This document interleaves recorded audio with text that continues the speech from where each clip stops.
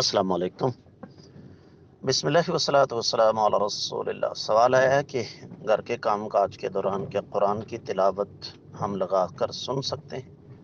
بھئی ضرور سنیں، اس سے خیر و برکت ہوتی ہے، اور بلکہ ہمیں اچھی طرح یاد ہے کہ جب ہم پڑھتے تھے دینی ادارے میں تو ظاہر بات ہے وہاں سارے کام خود ہی کرنا ہوتے ہیں، کپڑے وپڑے دھونا، تو اس زمانے میں ٹیپ ریکارڈر ہوتے تھے۔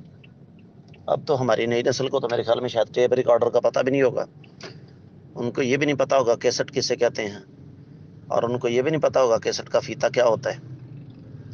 تو ہم کپڑے دھونے کے دوران بڑے شوق سے ساتھ تلاوت لگا لیا کرتے تھے، اس لیے کہ جب انسان کام کاج کے دوران قرآن کی تلاوت ساتھ لگائے گا تو اس کی خیر و برکت سے ایک تو کام میں برکت ہوگی، دوسرا انسان جو ہے وہ فاسد خیالات سے بچا رہتا ہے، کیونکہ خالی ذہن وہ شیطان کا گھر ہوتا ہے۔ تو اس لیے نہ صرف یہ کہ اس میں کوئی حرج نہیں، بلکہ یہ لگانی چاہیے، اور امید ہے کہ انشاءاللہ آپ کو سمجھ آ گئی ہوگی۔